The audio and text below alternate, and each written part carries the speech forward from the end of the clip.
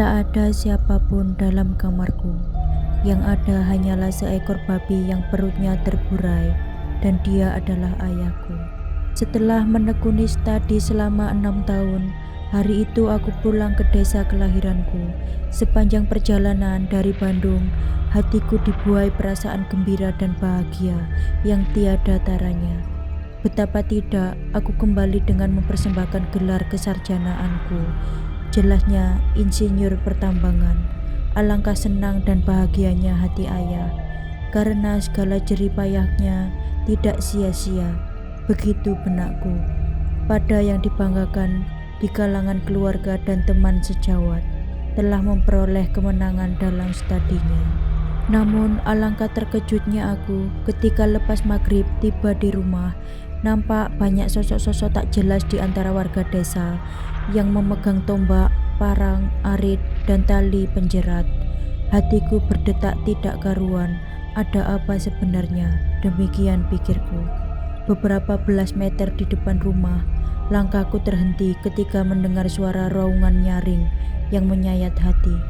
Setelah kudengar dengan seksama dan dapat dipastikan bahwa yang menangis itu adalah ibuku sendiri. Apa yang telah terjadi? Pikirku semakin cemas. Apakah ibu menangis karena kematian ayah? Aku segera menghambur masuk ke dalam rumah. Tapi di pintu, ibuku sudah menyambutku, memelukku erat sekali sambil menangis meraung-raung. Kubiarkan dulu ibu menangis, agar beban yang menghimpit dadanya bisa sedikit berkurang. Mana ayahku? Tanyaku kemudian, setelah ibu menghapus air matanya. Karena ayahmulah, makanya ibu menangis tadian, sahut ibu. Lantas sebenarnya apa yang terjadi atas diri ayahku? Desaku semakin penasaran, tapi ibu terdiam kemudian menundukkan kepala. Beberapa sesepuh desa yang kukenal seperti Mbah Karti, Mbah Sudirun, Mbah Karta, dan lain-lain, termasuk kepala desa Pak Soleh, juga terdiam diri dan hanya memandangiku.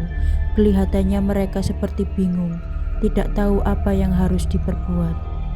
Ketika aku tanyakan lagi, di mana ayah? Ibuku berpaling ke arah kamar. Kamar dalam rumah kami hanya ada 2. Yang dekat dapur itu adalah kamar ayah dan ibu. Sementara kamar yang satu lagi dulu adalah kamarku. Aku segera berlari menuju ke kamar ayah, tapi ternyata kosong.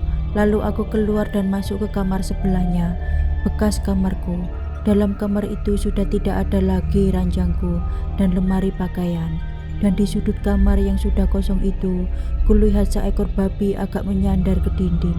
Perutnya luka dan darah masih terus menetes. Yang mengherankan, pada sudut matanya tampak ada butiran-butiran air yang jernih. Aku terbodoh-bodoh menyaksikan binatang tersebut. Kemudian aku membalikan tubuh, berjalan dengan tergesa untuk menemui para sesepuh desa yang duduk di atas tikar seperti layaknya orang yang akan kenduri. Mana ayahku? Tanyaku setiba di hadapan mereka. Apakah tak kau temukan di dalam kamar tadi? Ujar Pak Soleh. Aku menatap kepala desa dengan perasaan diliputi keheranan. Tak ada siapa-siapa di kamar, kataku memastikan. Yang ada hanya seekor babi. Dialah ayahmu, Andi, ujar Mbah Karti. Mendengar keterangan itu, kontan aku melongo dan mata terbiak. Apa? Ayahku babi? Tanyaku perlahan. Begitulah kenyataannya, An, ujar kepala desa. Kebetulan sekali malam ini kau pulang, bertepatan dengan kejadian yang telah menggegerkan desa kita. Jadi, ayahku babi? Ulangku bagaikan tak yakin. Ya, ayahmu ternyata siluman babi, dan dia tidak berdaya sekarang. Dia terluka, ujar Mbah Karti. Ditombok, kataku. Kami tidak menyangka bahwa babi yang menyusup ke desa kita adalah babi siluman, An. Kami memburunya, mengepung untuk mengusirnya, tapi binatang itu melawan. Karena itu tidak ada pilihan lain kecuali menombaknya. Dan kami terkejut sekali ketika menyaksikan babi itu tidak lari kemana-mana, melainkan ke dalam rumah kalian. Aneh bukan? Nah, dari keterangan Mbah Karti, barulah kami tahu bahwa babi itu adalah ayahmu, ungkap Pak Soleh. Aku masih penasaran, namun kenyataan itu tidak dapat dibantah lagi. Kami sekarang sedang menunggu pemulihan jasad ayahmu Andi, Ibu Kepala Desa. Kalau memang benar ayahmu siluman babi atau pemilik ilmu pesugihan babi ngepet, tentu dia akan berubah wujud kembali sebagai manusia menjelang kematiannya. Tiba-tiba terdengar lagi peki ibuku memanggil-manggil nama ayahku dari dalam kamar. Bersamaan dengan itu kami menyerbu ke dalam kamar. Kemudian kami semua terdiam diri, memperhatikan dengan sesama apa yang bakal terjadi. Sementara itu ayahku, Subadi, tetap tak beranjak dari posisinya semula, seperti saat pertama kulihat tadi. Keadaan terasa semakin mencengkam ketika Mbak Karti keluar dan masuk lagi sambil membawa perdupaan yang baranya dari tempurung kelapa. Dupa itu diletakkannya tepat di tengah-tengah pintu kamar. Kami segera menyingkir agak ke tepi, merapat ke dinding kamar. Ketika kemenyan terbakar dan asapnya menyeruak memenuhi kamar, kami mendengar suara tangisan ayahku yang sangat menyayat hati. Mbak Karti lalu meminta segelas air putih yang ke dalamnya sudah dimasukkan daun waru dan reramuan lainnya. Ibuku segera membawakannya, kemudian diletakkan di depan perdupaan. Sementara Mbak Karti masih terus berkumat kami sambil memejamkan mata. Nasibmu telah ditemukan, Badi. Nasib yang kau pilih sendiri, ujar Mbah Karti. Kemudian seperti berkata pada diri sendiri.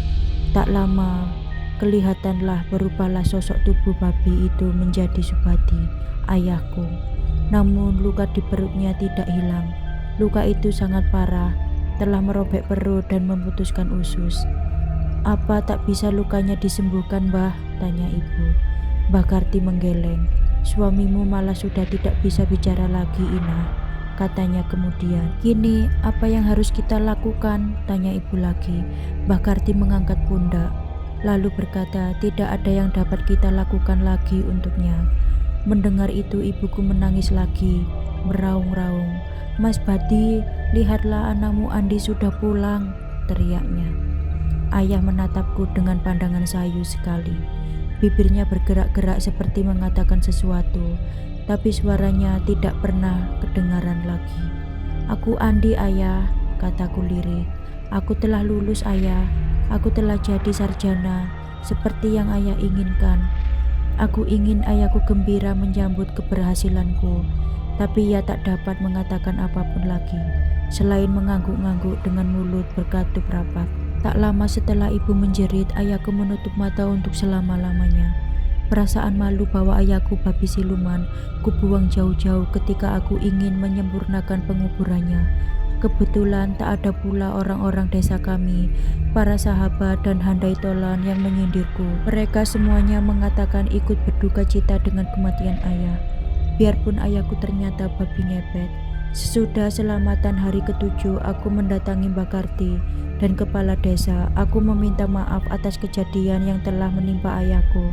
Selain itu, kepada mereka aku mohon doa restu, karena beberapa hari lagi akan pergi untuk memenuhi panggilan tugas di luar Jawa.